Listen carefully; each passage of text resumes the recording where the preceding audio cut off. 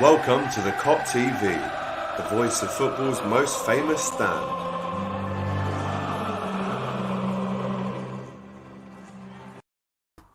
Yes, hello and welcome back to the Kop TV for episode number 16 of Top of the Kops. It's great to be back. And yes, I am joined by an excellent guest.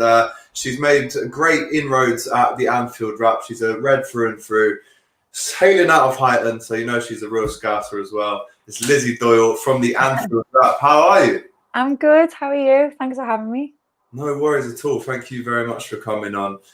Listen, we want to talk about obviously the game at the weekend, the Chelsea game, and then some other bits and bobs. But just before we get into that, Lizzie, talk to us about your role at the Anfield Wrap. And, you know, if people don't know already what the channel involves, what your kind of job is and when you got involved with it already. Yeah, so I've been at the Anfield Wrap for 2 years now. The Anfield Wrap started in like 2011 off the back of the Hicks and Gillette fiasco, when they felt like the lads felt like nobody was talking about it. There wasn't a platform for them to air the views. And yeah, so they started this podcast to talk about everything that was going on. And then when that all sort of died down, everyone was like, hold on, we want you to still carry on with it. We miss hearing you talk about the footy. So they basically started it in like a back kitchen. And then in 2015, 4 years later, like one of the first podcasts of its kind to basically create its own paywall and put content behind a paywall, like Netflix basically now, or Amazon Prime. And then from there, it's just grown and grown. So now employs like 14 staff. We've got audio and video coming out every single day, like 3 audio shows, 2 video, or 1 video a day. Usually it's a lot of content with a lot of hard work from the staff. And yes, so my job is to like, I'm the producer, so like I produce the audio and like look after the schedule, make sure everything runs smoothly. And I also host and contribute to the content as well. Amazing. So that's been going since 2011. Do you know what? I think back in the kind of early Kenny days when he came back, I think I actually remember what you're talking about, the kind of Anfield Wrap birth. And I think just funnily enough, I'm thinking back to now. Do you remember that 3-2 game at Blackburn when Andy Carroll scored a late goal? One of my favourite games of all time. I was there. It was like one of my first away games. It was unreal. Yeah, and I remember after that game, like logging on and reading the Anfield Wrap, and obviously since then, it's just gone on to, and I mean, it helps as well that we've had a successful time for a couple of years too. But I think when it comes to Liverpool content channels, obviously people always talk about the Anfield Wrap, the Red Men TV. Where do you kind of place yourself within the sphere of Liverpool content, as it were? Because I mean, the Kop TV goes to every game, home and away. The Red Men does. Where do the Anfield Wrap sit on that? Oh God, I'm not too sure. I just think like we always strive to basically the motto of the Anfield Wrap is like telling the story Liverpool FC from the heart of the city, and that's what we try and do. We're literally start off as a slap bang in the centre, right by the live buildings. You know, we go home and away as well, and I just think like. I think we just see ourselves as being an honest voice, an honest fan's voice, and giving people like the content that they want to reflect what their opinions are, but also to challenge some things as well. And, you know, we've obviously got a really good working relationship with the club as well, but obviously we're very mindful that we are fan media. So, there's times where you have to pull them up on things. That's just the nature of the thing. But no, it's a good little working relationship with the club going on. We've had Klopp, we've had Virgil, without me, by the way, which is just so unfair. So it's good fun. It's good fun. Like, and we all really, we love what we do as well, which makes it even better. I actually think, and not just because I have a fan channel, but I do think there's been a very significant shift in the tides between the authenticity of a journalist, and now you see the fan media is kind of taken over mainstream TV, and like you said, the city centre itself. A lot of fans now know about the Red Men TV and the Anfield Wrap, and they'd watch that before they'd stick Sky Sports News on. To be honest, it's amazing, isn't it? Like we have a show which we release like straight after. It's like one of our most popular shows, like the post-match show, the audio show, and literally if it's not released within about like it's like, where's the show? Like, where is it? And I'm like, all right, calm down. Like, we've got it, we've got to edit it. We've got to get it. But honestly, like, there is such a a need for it now. And I think, like, especially with myself, through doing the stuff with the Anfield Wrap, I've been very lucky to do, you know, a lot of media appearances on BBC and Sky Sports. And sometimes I'm on with like ex-pundits. Like I got asked to go on one, which was with, who was it? It was like with Pat Nevin and like, oh, I think I was on one with John Barnes as well. You know, when you're like, this just doesn't happen. Like, why are you asking me my opinion instead of John Barnes? But that's the swing. People like listening to fans now because they can relate to them more than, say, you know, an older pundit. I think pundits are still relevant and ex-footballers up until a certain point. But actually now people prefer to hear from the real people who go to the match. Yeah, I mean, that's the motto of the Kop TV. It's the voice of football's most famous stand. And I think we're all kind of agreeing on that the lads and ladies who sit in that Kop or in Anfield every week, they've got just as an important voice, if not more important than the guys on TV. But Claudia T says, evening, Alex and Lizzie. Yes, Lizzie, fellow scout. Love that. Quadruple 2021, love that. Online has kind of nearly taken over TV punditry in a way, but it's good to see fans finally getting a voice. I mean, that's totally true, and it backs up what you just said there as well, Lizzie. Right, let's get into talking about Liverpool nil. Sorry, wow. On here it says Liverpool nil, Chelsea 2. So I'll be happy with the producer, right? If you're watching, Tom, you've made a little mistake there, buddy. But Liverpool 2, Chelsea 0, Chelsea 0, Liverpool 2. I mean, Lizzie, that game for me, I had James Redmond on the show and he predicted 2-0 Liverpool. I think to come away with a clean sheet makes such a big statement, especially after conceding 3 goals against Leeds. It was almost the perfect performance.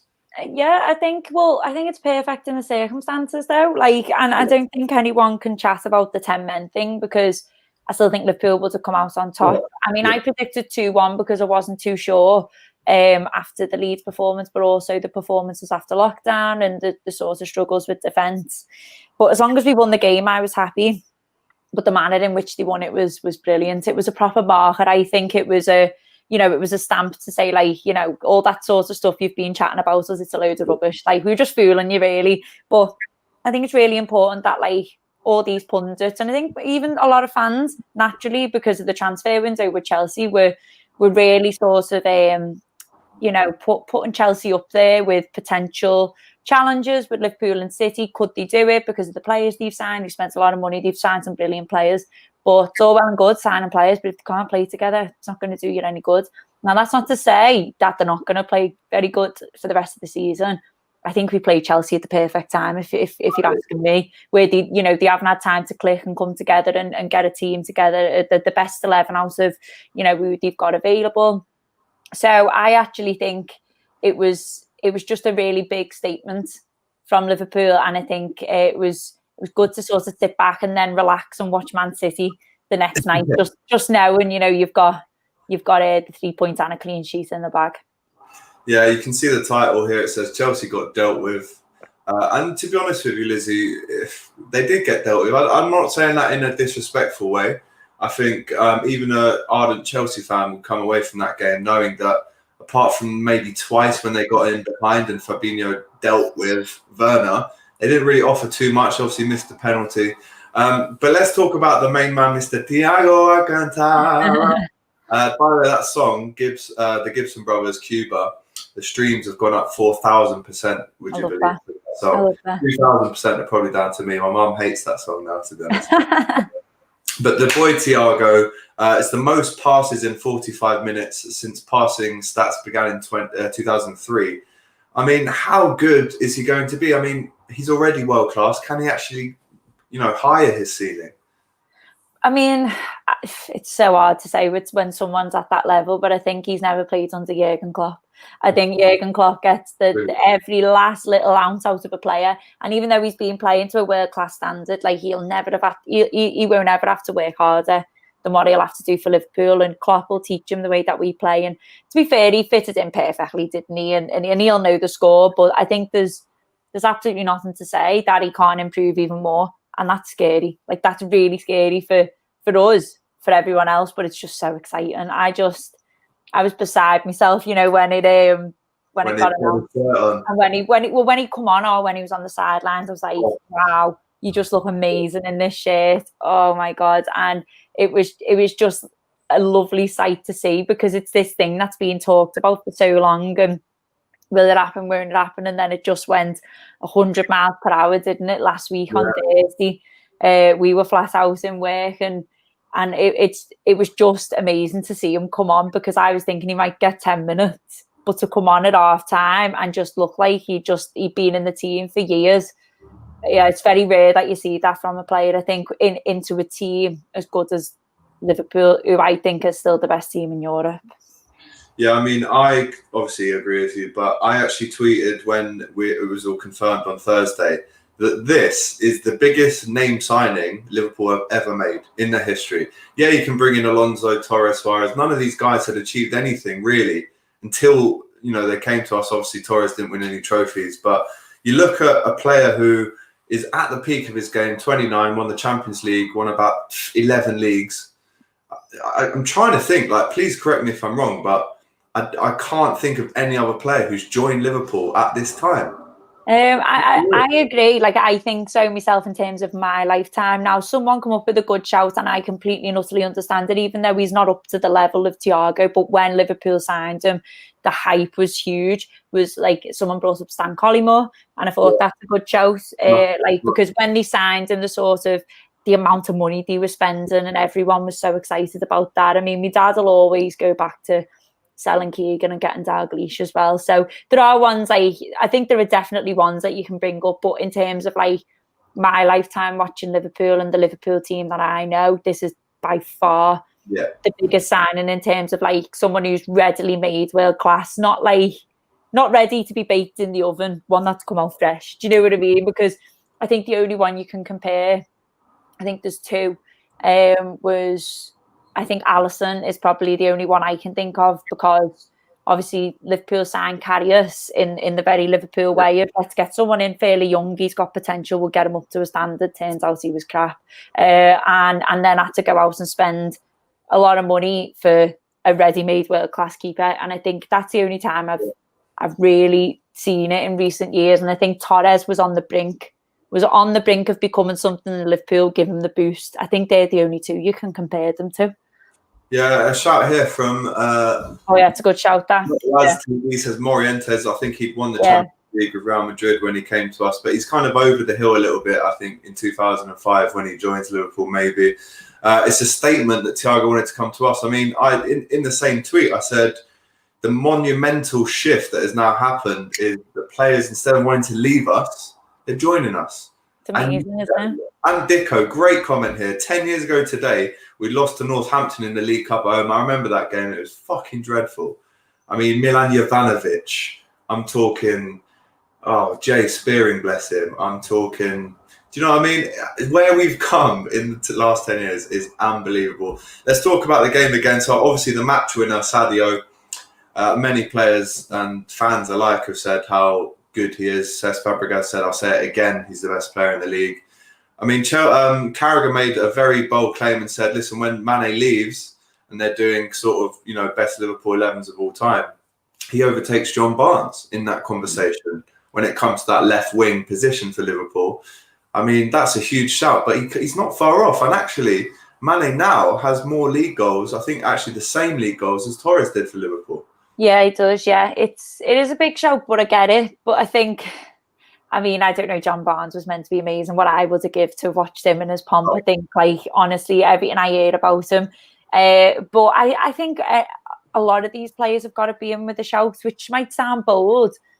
I think I think for me, there's a difference between being the best and being the greatest. Yeah. So I think this is the best Liverpool team at the moment, but it's not the greatest, because the greatest is you can't say that the as great as, the 70s and the 80s teams who just won trophy after trophy. Now that's a sign of greatness as far as I'm concerned.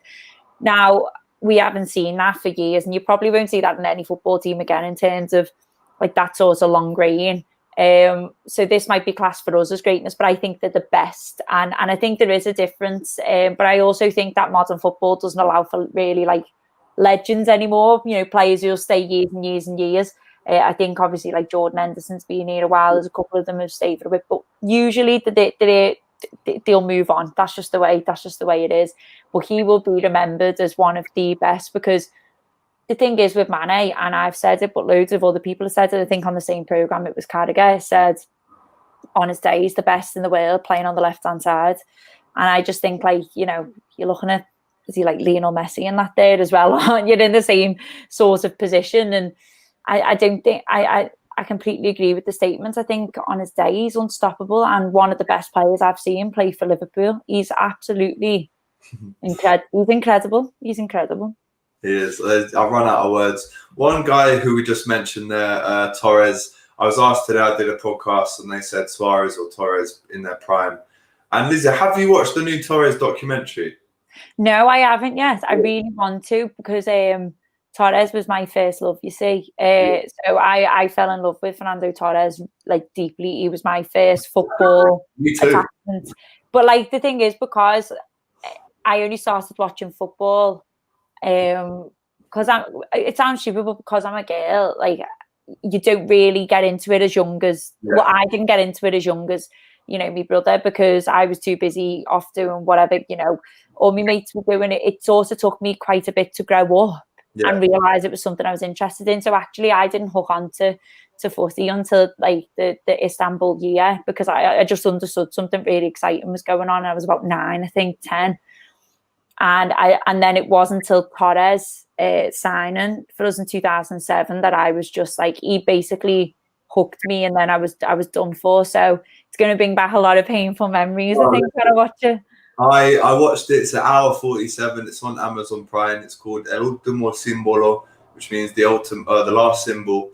And Torres, basically, for me, when people ask me that question, Torres or Suarez, I've always said my heart's Torres and my head was Suarez. But if there's any doubt about the cloud that Torres left under at Liverpool, this documentary firmly gets rid of those clouds. And actually, as Luke says here, it is a class documentary, but you actually understand why he left. And, you know, the owners said to him, listen, we're going to invest, we need you to stay. And then they sold Alonso, and then they sold Mascherano. And then he's looking around going, well, fuck me, if we weren't far off before, we're definitely a lot further away now. And I get it, right? I do get it, but he could have went anywhere in the world. He did not have to go to Chelsea, and he didn't have to go in January. Like, no, you didn't have to do that. And that's the only thing that I'm not bitter about anymore. I've sort of got over it. I've forgiven him. And I've forgiven him. It's just, that's the only thing for me that doesn't sit well, where I think where he can cry about it a little bit. I just think, well, you know, if you would have got off and went to, honestly, anywhere else that wasn't like Chelsea, United, somewhere else in the Premier League at that moment, okay, he could have went to Italy, he could have went back to Spain, could have gone to Germany, then come back to England, but he didn't. He went to Chelsea, and he knew the feelings between Liverpool and Chelsea. You've got to watch it, Lizzie. You have to watch this. I know, I will. I think at the end of it, I mean, there's even a bit, right, where he speaks about, you know, how he supported Atletico was through his granddad. He had a plate in his granddad's house, and he saw this plate and said, what's this crest on the plate? And he goes, that's an Atletico Madrid badge, and it makes, if you support them, it makes you the best person in the world. And then he goes to Atleti, you know, lives out his dream, comes to us, he calls us his second home, goes to Chelsea, and let's have it right, Lizzie, he wins trophies, he goes back to Milan, and then back to Atletico, obviously loses the Champions League final, but wins the Europa League, and then does this big kind of speech about what it means for his granddad and how I hope he's proud. Honestly, the tears were almost there, Liz. I'm not going to lie. The tears were almost there. So when I was asked this question today, Torres or Suarez, I mean, like yourself, Torres was a love of mine. My first love was a man called Michael Owen. Don't really speak about him too much anymore. And then it was Gerrard, then Torres. And I just think that headband, the long hair, the long sleeves, the boots, I loved that man. So a beautiful man. Even if you watch it now, he's still gorgeous, and he's still got that El Nino baby face. Like, honestly, when, you know, when they look so good in the shirt as well. So listen, I'm a big fan of Torres, and I think many people's opinions might just change after they've watched the documentary. I think people's opinions have changed. I do, because like he come back and done that testimonial, didn't he? And his song got sang and stuff like that. But I don't know. You can say he's gone and won trophies. Well, good on him. But he's come out and said in an interview this week, I think with Mel Reddy in The Independent, that like that's what you think football's worth, when actually when you look back, it's not all about trophies, and it's like, you know, well, what do you believe then? Hindsight's a lovely thing, isn't it, Nando? That's all I'm gonna say. Yeah, let's not cry or get emotional about it. You know, we can all get over it. But right, let's go on to some other results. Of course, United lost 3-1 at home. Zaha gets his revenge on United with 2 goals.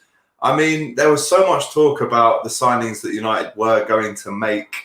I, for one, I'm actually quite happy to see them in this predicament now, because they were given it a lot of chat about how, you know, towards the end of last season, they were the best, most informed team.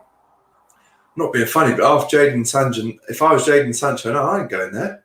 Nah, why would you go there? But then we are saying this as Liverpool fans, like, don't forget, but you know, we're just talking about the Torres era. Don't forget about everything that's also followed that, and that we still had the pull of Liverpool Football Club. And look at the state of where we were. Look at our owners. Look at where we were finishing in the league.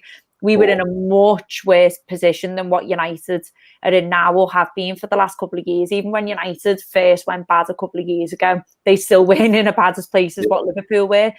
But we still bang the drum of we're Liverpool Football Club, and it still managed to get us, you know, a Luis Suarez from Ajax and stuff like that, and we signed some decent players. So I understand, and I think, you know what, as a United fan, I'd be made up that they're chasing after Jadon Sancho, because they should be. Okay, they're not in the position they want to be, but they're still Man United. And as much as I hate Man United, I think like you need to have a slight respect, because they're probably the most similar club to Liverpool in terms of the history and the success. And I think like they're not a plastic club based on like built on money. They should be going for the biggest players, and they should be challenging. They should be up there. But I'm not complaining that they're not. Like, I'm not complaining that they're quite, you know, that they're bad at the minute. I'm really not. And I think Jadon Sancho is a brilliant prospect, and I really, really don't want to see him at United. So it's swings and roundabouts, I suppose. Yeah, we'll see how that one ends up. The one thing for me, if I was a United fan, the one thing that really would have pissed me off is when last season Ollie goes up to Nathan Ake after they've just lost at home to Bournemouth, and he goes, "Oi, we need a left-footed centre-back." In front of the camera, by the way, as well. The camera picked this up.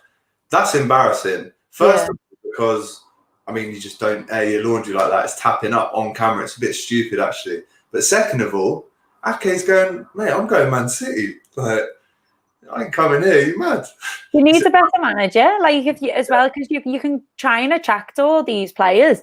But I mean, your case and example is our lovely little friends down the road, Everton. I mean, you know, they're awful. We know how crap they are. But they've managed to land one of the best managers around in world football. Say what you want about him, but his name carries so much weight. And again, say what you want about who they've just signed, but Everton never in a million years would have been able to get James Rodriguez. They wouldn't have. But you bring in Ancelotti, he's brought in this Allen, he's brought in Rodriguez, and that's a difference of a good manager. And until United get someone of that stature, they should have got Pochettino, and they missed the chance. I don't think they're going to get the big players. I really don't. Yeah, let's move on to Everton, as you mentioned there. Again, I was doing a podcast today, and I was asked about Everton, and I said this transfer period that we've just had and we're still in now, I think is potentially Everton's best ever. I mean, for the last 2 or 3 years, we've seen them buy the likes of Iwobi, Walcott, Rooney came back. They bought a couple of strikers that just didn't work out at all. It really seems like now, for the first time, Lizzie, genuinely, I'm looking at them going, they got some good players now. Like, to have Alan and Doucouré in the midfield. Doucouré bossed us when we lost 3-0 to Watford. Alan, you know, beat us 2-0, 1-0 twice with Napoli in the Champions League. These are good players. I mean, they won 5-2. A hat-trick from Calvert-Lewin. James scores a goal as well. They beat Everton as well. I mean, what do you actually make of them so far this season, and where can they end up? I think fair play to them. I think they have made good signings, but responsible ones. Because if you think about the last few years, like, every signing seemed like a good signing when they were throwing money around. And I can't remember what window it was. Might have been last season or the one before. And it just felt like there was just all these names coming in, wasn't there? And they've signed a couple of flops as well. And but what they've been lacking desperately is a midfield, and they've gone out and they've sorted it. So they've gone and got a really good midfielder in Decore. Like you said, I think he's a really decent player, and I think that's a good sign. And got this Allen and obviously Rodriguez as well. And I think they've basically signed 3 players and shipped out like the 3 midfielders from last season. They were like the likes of Sigurdsson and stuff like that was just doing absolutely nothing for them. And I think like once Andre Gomez is probably back and can keep fit and stuff like that, he's a decent midfielder. I think they're good. I think they're on the right trajectory, but one injury could do them. That's just the nature of it, because they do rely on this midfield at the moment, or they have been. But they're looking better. They are improving. And again, I don't think it's hard to believe with a manager like Ancelotti. I think it was only ever going to happen. I think realistically for them, Everton, for the last couple of years, though, not just this year, but realistically for Everton, they need to be challenging the likes of Spurs and Arsenal. You know, the ones that you've got your top 6, haven't you? But I think that the Spurs and Arsenal sort of, and Wolves, that sort of little area is where Everton need to get first before then even trying to dream about anything else. I think that's realistically what they should do. Yeah, and I think the honest Everton fans would agree with you. One step at a time, one game at a time. It'd be interesting to see when they come to Anfield. I think it will be a tougher game than it normally is. Do you know what? The first ever Kop TV video we did was just after we beat Everton 1-0 in the Cup. Curtis Jones scored. And I was doing my fan cams outside the Park pub. And this fella walked past and I said, quick chat on here. And he went, yeah. And I said, oh, what's your name? He said, Howard Gale, who was the fella who won us, who played in European Cup finals for Liverpool. One of the first black players to actually play in a European Cup final for an English team. Incredible achievement. And I said to him, do you think in your lifetime, Howie, Everton will win at Anfield? And he went, not in my lifetime, no. Left. So let's hope that Howie's right and it stays that way. We'll touch on Man City last night as well, Lizzie. I actually thought unless they scored that third goal, I know it was right at the end, but genuinely Wolves could have won that game. You look at the Jimenez chance, the Podence chance where he flips it over the bar. They had chances, and tell you what, they got exposed a couple of times, City, last night. They do, but I also think you've got to give massive credit for the way they played first half. Like, I watched that first half and I went, oh, you're joking. Like, you're joking. Why are they playing like this again? Honestly, I made so many comments where I was like, how good is City? Oh, just how good is City? And they did. They looked very, very good. I think I thought they put in a good performance personally. But yeah, you're right. I think, I always like watching Man City Wolves. Again, a game I don't think that has fell kindly for us, but it's felt really well for them. That's one, once the season gets started, I think that you look out for, because Wolves have done them a couple of times now. And yeah, they could have been beaten. I think with Man City, what we need to keep an eye on is the fact that their squad, if you can believe I am saying these words, Manchester City, who have a team of 22, 2-11s, their squad is looking thin. And honestly, I'm so happy to be saying that, because I feel like every time I look at City, you know, they used to take off David Silva and bring on the other Silva, and it was just like Gundogan, Rodriguez. Honestly, there was 2 players for every position. So I think Liverpool need to keep their eye out on them and try and capitalise on. It's the same as last season, though, isn't it? Any drop points or anything like that, because you know what's going to be really, really interesting to see if the media jump on Dahl and Pep for playing the kids in the League Cup, because he's come out and he said he's going to do it, but Klopp was the absolute devil for doing it, really. And I'd be dead interested to see what gets said about Pep instead. Yeah, I mean, listen, he'll probably get Newport in the final or something. So, you know, that trophy for me, we haven't won it since 2012. We'll speak about Liverpool in the League Cup on Thursday night against Lincoln. I'd really like us to win a domestic cup that isn't the league. I'm not going to lie to you, Lizzie. My first kind of glory days, as you were, as a Liverpool fan, was the Owen Cup final against Arsenal, and then we won a League Cup that year as well. We won the League Cup in 2003, got to the final in 2005, won the FA Cup in 2006. It'll be nice to get a few of those trophies. I mean, I don't like to call them the easy ones, because they're definitely not easy. Maybe for City they are. But I would like to not have Klopp pay more respect to them? Because listen, his hands were tied with that Aston Villa game last year with the Qatar stuff. But wouldn't you like to see us lift up a League Cup at this season or an FA Cup? I think I want to win everything, and I think everyone wants to win everything, but it's not possible to. And especially with the way this season's going, it's going to be more condensed than ever. I think it's going to be really hard to win a couple of domestic cups. For me, if we walk out this season as league winners and Champions League winners, I think I'll be more than happy with that. I'd love a double. I would love a double. I just think it's a big statement. But I tell you what, I'd love to win the FA Cup again. Like the League Cup for me, I feel like, I know we'll go on to speak about it, but like the League Cup for me, even more so now, is becoming less and less relevant. But the FA Cup for me, I think I still think there is quite a bit in the FA Cup in terms of when I think fans still really want to win it, even though clubs might think otherwise, because the way modern football is gone, I think every fan still respects it. Yeah, I'm a big fan of it. We're obviously playing Lincoln in the League Cup. If we get through that, then we play either Leicester or Arsenal. I'm not being funny, Lizzie, but can we have one season where we don't play a Chelsea or an Arsenal in the third round of a cup?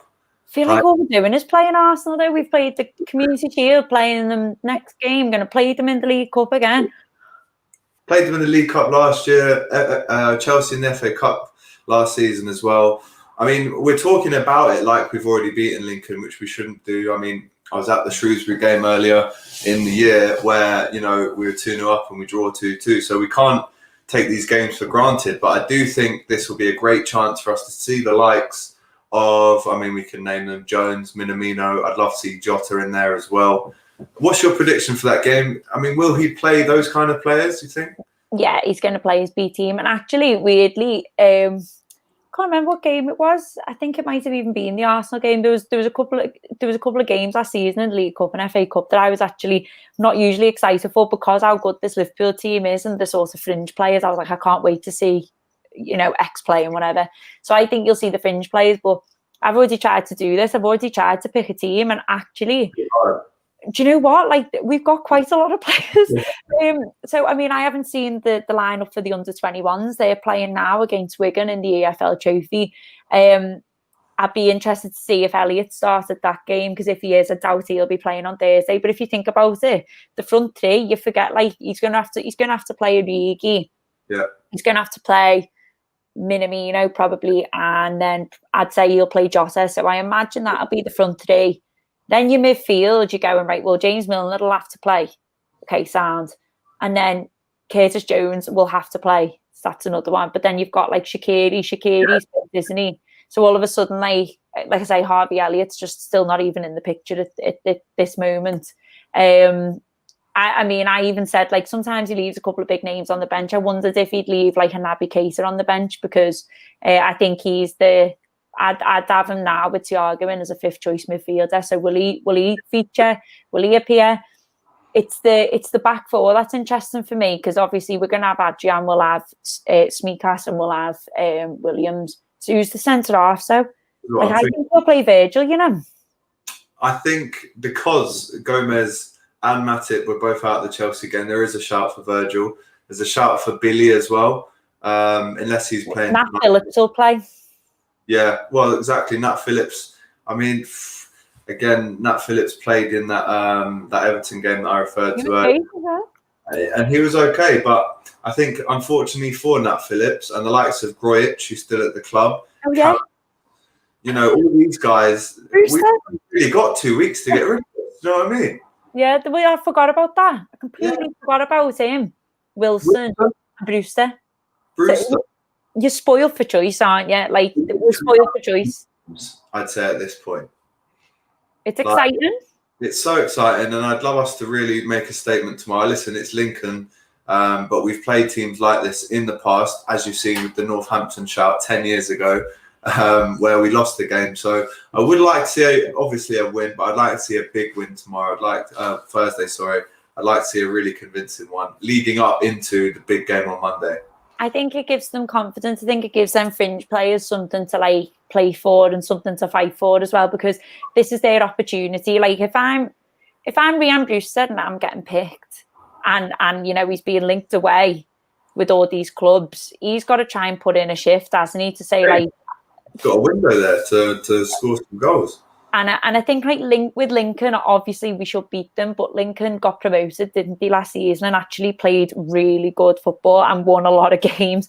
And they battered Bradford, didn't they, to get into this round. So they're not going to be pushovers, and I think they're the sort of teams they'll be bang up for this. They will be absolutely bang up for it. I'd love to see an absolute wild card of like Thiago in there. It will never happen. Just for the sake of it. But I think these sorts of games are quite exciting to sort of see what else we've got in the side. Yeah, because listen, when we do play Arsenal on Monday, we might not see Jota start, might not see Curtis Jones start, but like you say, these games are opportunities for them to absolutely shine and give the manager a selection headache. Going into the Arsenal game on Monday, is it the same team that we had with Chelsea? Obviously, Thiago would start over Hendo if he's still injured. But can you imagine that there won't be any changes for that? Fabinho staying at centre-back? I mean, I'd play Fabinho there. I thought he was outstanding. I thought he was better than Van Dijk. It's the best centre-half performance I've seen for ages. Yeah. I think, obviously, if Gomez is fit, it's Gomez and Van Dijk, isn't it? I think your headache is in midfield, even if Henderson is still injured, because, I mean, it's like Fabinho, Thiago and Gini would be in midfield, probably, I guess, over Keita. Yeah. And this is a lovely headache to have, by the way, but Fabinho and Thiago play in a similar position. So we'll have to change. We're used to having Fabinho just in front of the two centre-halves with Henderson to his right, Gini to his left. You'll have to change it so it's like pretty much the two of them with one in front. So I don't know how that looks, but I think with Arsenal, I'd love to see Thiago. I think I think that's a perfect game for him to play and create space, get loads of space, get loads of time on the ball. I think you'd really see him come out to play. I think so. I just want to see Thiago all the time. Honestly, I'm like wanting to play him at Lincoln and everything. Yeah. I would literally pay good money to just watch him in training. Forget a game. I just want to see him do those kick-ups, ping it 70 yards, and then bosh it back on his chest, knee it up, and ping it again with his other foot. He's just an absolute magician, the boy. And every second that he plays for Liverpool, I'm just going to drink it in, even if it is Lincoln in the League Cup. I'm not asked. Massive mock here, funny name. Adrian, Millie, Nat, Billy, Nico, Jones, Ox, Minim. Is that how many players has he got there? 1, 2, 3, 4, 5. I thought Oxlade-Chamberlain was injured. Yeah, I thought that as well, and I think he's gone for Nico at left back, maybe, or Milner at left back. I mean, Tsimikas was rumoured to have coronavirus, so it'd be interesting to see if he was on the bench though, wasn't he? Yeah, but he had coronavirus and had to isolate for 10 days. But listen, I'd start Tsimikas tomorrow, straight up left back. That's my choice. Right, let's get in to your match day mixer. If you're new to the show, if you're watching tonight for the first time, then let me explain what the match day mixer is. So obviously, guys, we can't go to games now. So what I thought I'd do is bring the 5 best bits of the match day experience to you. So before each show, I asked the guest to choose 5 out of the following: a jacket, a pair of trainers, some music, some food, and a drink as well. So let's get stuck in to Lizzie Doyle's match day mixer. We'll start off with the food because I think food is obviously very important. And the funny thing about this is you have picked the same pie from the same chain. Well, they're not really a chain, are they? They're outside Anfield. They're called home baked pies. And you've gone for this one. And Chris Pajak from the Redmen TV said exactly the same thing. Oh, honestly, the home baked pies are just a thing of joy, honestly. And the thing is with home baked, they're not just a pie shop. They're a community sort of service. They deal with loads of stuff with housing. They do loads of work in the Anfield area. They're an amazing little enterprise. That, honest to God, they've held like galleries and stuff like that. They're incredible, really, the people who set it up, and they've had some hardships, being broken into a couple of times, and then they've been crowdfunded to get back off the feet. But more importantly, the pies are amazing. They're absolutely amazing. And the chicken pie, I mean, I've heard the Scouse pie is meant to be amazing, but unfortunately I don't eat beef. But honest to God, anything that you get from there is incredible. Like if it's if we ever have to do anything at Anfield for work. So say for example, like when you're down at Anfield, like and it's not for the match, it's so exciting because you can just go to home baked for a pie because it's just oh, it's amazing, gorgeous. What? If I don't go to home baked pie, if I don't have the time, I'll go straight in and I will get a scouse pie inside the ground. But I have to say, I can imagine home baked pies do a better scouse pie than actual. 10 times better. So next time when I can, actually, do you know what? I'm going there tomorrow. Go and get a scouse pie tomorrow. So it's sweet. Right, let's get on to your drink. We've gone for lager. Yeah. Choice. I mean, this is my choice every day, especially watching the footy. But yeah, I mean, any brand in particular that you're a big fan of or not a big fan of?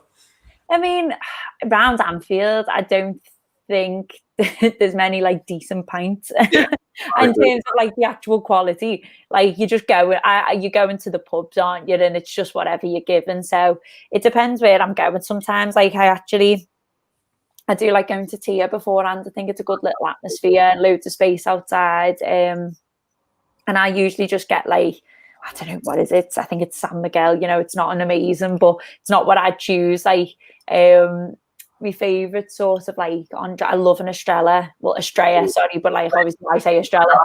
Very nice. Estrella. So I love Estrella. I really like this. I've really got into this Argentinian beer called Quilmes, and it's just gorgeous. But that's only in bottles, and you don't get that in a lot of pubs. Yeah. So I think like your best bet really is like like a San Miguel or something like that, which isn't great, but it's more about just having the pint and being in the atmosphere for me than the actual. I'm not going like, you know, beer tasting. So yeah, exactly. No, I'd agree with that. I think San Miguel definitely sits higher in the spectrum, the beer spectrum, than the likes of your Carling and your Fosters. You know what? I was actually going past the Flatiron pub, and I was with the cameraman, and I said, you know what? Every pub here in Liverpool has got the sign saying "finest ales." What happens if you just walk in and go, "Yeah, can I have one of your finest?" Carling there, Carling there. What is it? And you know, you're like, oh no, but you said finest ales outside. Do you know what I mean? They might think it's the finest, who knows? Well, exactly. Any chances of us winning the UCL? We'll get back onto that in a bit. But of course, you've eaten now. You've had a drink. You've got to listen to some tunes as well. Now, what I do is when I send this list out to everyone, I do say, listen, if your artist, if your coach, if your trainers aren't on the list, smash them on there. And you've gone for Diana, aka Marouane Fellaini. Talk to me about Diana Ross. Obviously, a huge songstress, but why in particular have you gone for her on the match day? Well, mine actually is more just disco as a genre because I am a disco queen. So like I had to sort of pick one, and I just think like her songs are amazing. I just love anything that's upbeat, and I think as well like even stuff with, even though it's not necessarily disco, the fact that like Mane's song is an ABBA song and stuff like that. I think those sorts of songs get me geared up. I mean, I couldn't really pick like a specific one because sometimes I'm in the mood for like. I was going to say the not Scouse, but like proper like, well, Scouse anthems, like Scouse dance anthems. Sometimes I just want to put on like there's this amazing playlist on Spotify. Oh, it's incredible. It's called Scouse Prinny Rammers, and it's like it's every dance song that you can imagine. You might have to DM me that one there. It's incredible. Like it's just, you know, the songs that like you. It's just, you could just see every Scouser just loving it. So I've got to put a big shout in for that playlist. It was too hard for me to pick like an artist, but because I listen to like, I do love me disco music, but I think like because it's such a good vibe, you know, to get you going to go to the match. Like I just love it. So I went for Diana because she's the queen of everything. There you go. You heard it here first. You got to obviously wear comfy trainers on match day. I mean, there's a lot of walking involved most of the time, especially away days. You've gone for our former kit manufacturer, New Balance. I mean, talk to me, Lizzie, about the brand New Balance in Liverpool, because from what I understand, you've got Under Armour, who are huge in Liverpool right now. You've got North Face, Berghaus, these kind of brands that are really big in Liverpool. And I feel like when New Balance joined Liverpool, it definitely rose up their kind of status within the city, and they still have a great kind of reputation, even though now we're with Nike. Yeah, I mean, like Nike is the biggest brand in Liverpool, I think, in terms of shoes. Well, I mean, Adidas does really well, but I think obviously the 110s are just huge, and they're the biggest, most Scousers match goers. Come out of the womb wearing a pair of 110s, Scousers, don't they? Honestly, they really do. Like 110, if you don't have a pair of 110, I love how they all think they're all individual, but you get on the train and it's just the same shoe. But fair play to them, they like it. Grey one, oh, that's it. With the pink on. With the pink, like the pink on orange, yeah. But like New Balance, I've always liked New Balance, and I think they did become more popular when they made the kit. I think the kit was dead nice as well. And then yeah, I've just always sort of gone with New Balance myself, instead of like for casual shoes. I wear like Nike and stuff like that. It's like training shoes or like for the gym or something like that. But weirdly, New Balance I quite enjoy as like a sort of match going casual shoe, and they were the exact ones that you've put up that I wear. Yeah, and actually when they're on, like they look great. Like they're a really good shoe, and there's a couple of other really nice ones that they've got out at the moment. But until we're properly out of lockdown, I'm not going to be spending any money if nobody can see me feet. There you go. Yeah, big shout out to New Balance. I actually worked with them last year, and they had me and Big Zoo down in the box for the Norwich game, the first game last season. Looked after us with bits and bobs. So yeah, I'm still a huge fan of New Balance. And someone walked past me today, actually in London, with the 17-18 home kit, and he had his headphones on. He was getting a bop on, and I went, "Go on, lad," like that. And it's just so beautiful to see that kit still being worn. I think we lost the Champions League final in it, but everyone remembers it because it was such a throwback to almost like the 08-09 shirt where we have that kind of low V. Obviously, the 90s we've had the low V. So yeah, whenever I see a Liverpool fan wearing it, I always give them a little good luck sign. Now, obviously, you've got to be warm. The producer Tom has sourced this picture. He's called it winter coat. No brand on this. It's a winter coat, Lizzie. You've got to be warm. Yeah, listen, I'm not like a girl who's into brands and stuff like that. I mean, trainees are different, I think, but with me, I just want a nice warm coat, and I like a nice big one with a furry coat. I mean, I'm in the lower main, so like it's quite exposed. Lower main. What's that? Yeah, it gets windy down. Yeah, it pretty much is the paddock, but like I remember that don't know if, well, you will remember the game, but I don't know if you remember the weather, what it was like, that Leicester draw that we had. Horrible snow, wind. Oh my god! And I like everyone was dithering, but I had my big winter coat on, and all that was cold was my hands. I was like, I'm winning at life here. So I only pretty much, honestly, I'm a very practical person. So I literally look at the weather before I go to the match. I look at like the real field temperature, not even the proper temperature. Field temperature. You've got to be prepared, because I just think I'm not sitting there being cold at the match. So I just wear whatever keeps me warm or keeps me cool, and that's me. There you go. Well, listen, what a match day mix of that was. One of the best that we've actually had on top of the KOPS so far. Love that. Massive Mock says he listens to reggae just before kickoff, removes the jitters that naturally come when watching the games. 110s are 115 in store now. Not good. That's actually a madness. They're called 110s because they cost £110. They might as well be called 115s now. It's a joke. Thatcher's Britain. JC 1990 says Lizzie basic B. I am not basic. If I was basic, I'd be wearing all brands. I'm the least basic. But then he says, "But I get it." So a little insult, but then he kind of says, "Well, you know." So yeah, but listen, match day mix. I love that from yourself. I wanted to get your opinion on this. Another feature that we do on the show called "Would You Rather." A big question, this one, Lizzie. Would you rather sign a fourth choice centre back or stick with Fabinho covering there? I mean, we've all seen his man of the match performance against Chelsea.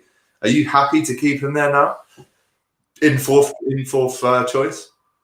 I think this question is like a bit of a no-brainer, because it's saying like, would you further, deepen your squad? And I think it's a bit rhetorical that of course you would. Why would you not want to sign an extra player and have more squad depth? Because I think the thing is like it's all well and good that he played well there, but you don't want this to be a consistent thing because of how many games we've got to play. And as brilliant as he is at centre half, or the performances he has played, because I think didn't he play against Bayern Munich?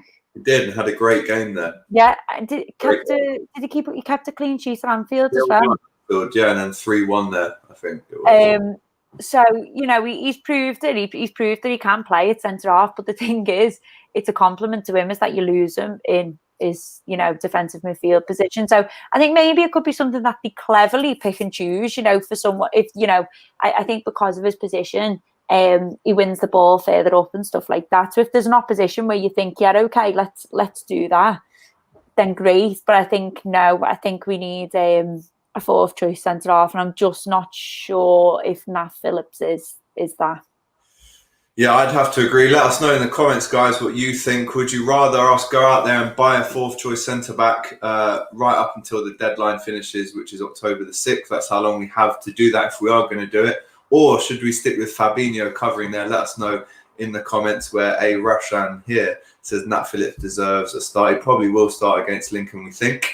Let's move on to my favourite part of the show, Lizzie. It's top of the Kops, the moment of the week. Obviously, top of the Kops, top of the Pops. There has to be a number one every week. We're going to start with the third top of the Kops moment of the week, and it's this. Out of the blue, Diogo Jota signs the dotted line. I mean, I like how ruthless we were in this deal, Lizzie. Like, this isn't Liverpool from 2010 to 2015, where we flirt very publicly with our signings or potential signings, and then they could join Tottenham or Chelsea or Arsenal. This very much like the Fabinho one.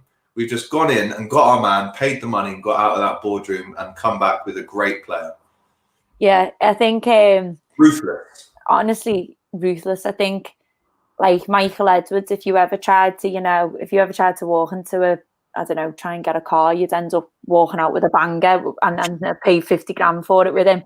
I think Liverpool's business is amazing. I think Michael Edwards is just as important as Klopp. I think just in general, it just highlights how well run we are. And I think we've all been there. I was one of them where I was like, nearly tearing my hair out, being like, why aren't we signing anyone? Not that I don't believe in this squad, but,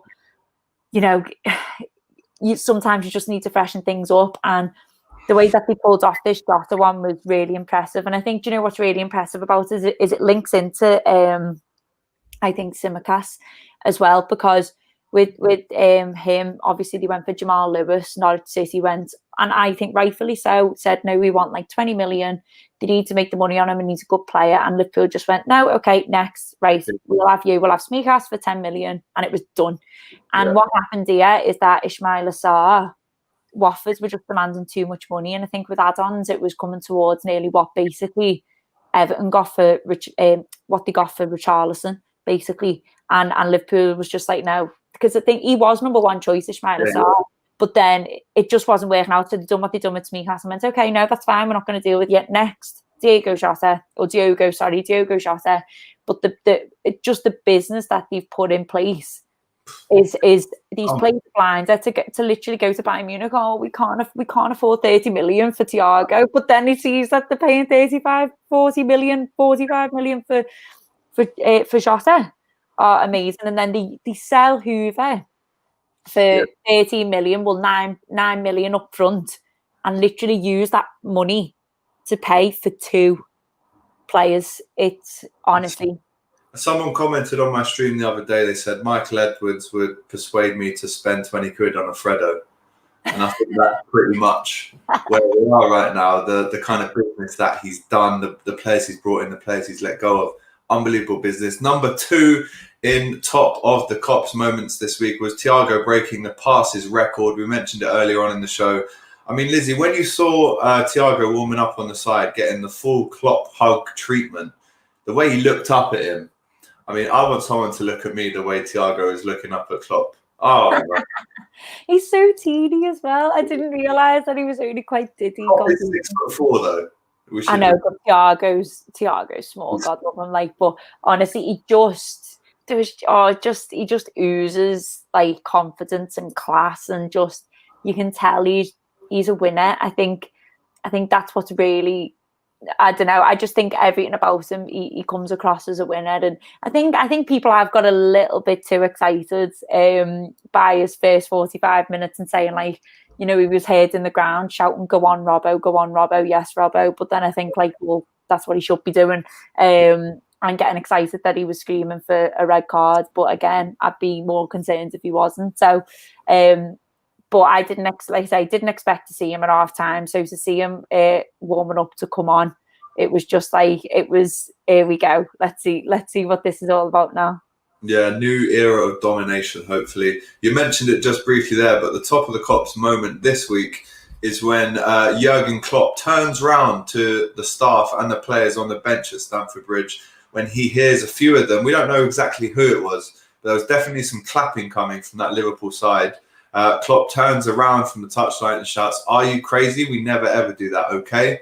And for me, I mean, listen, you know, Fat Frank, he can say that Liverpool were being a bit disrespectful when we played them when we played them at Anfield a few weeks back when we confirmed the league, and he was telling us to be quiet and calm down. But if you're him and you're looking across and Klopp's turning around going, "Listen, lads, don't clap that. It's out of order. We do things with respect." You can't ever really throw the arrogant card at him ever again, can you? You can in some aspects, but I think like he was doing that to be genuine. I think, don't forget though, I think we forget like when we're watching it and we hear the crowd noise, that actually for them, and if you've seen the video clip, like it's deadly silent and it's just a couple of, it just doesn't, it's not a good look. I think if that's in a big ground of 55,000 people, whatever, screaming and shouting, he wouldn't have cared. Yeah. But agreed. I just think it's a bit like, and not tasteless. I just don't think Liverpool need to do that. Liverpool know how good they are.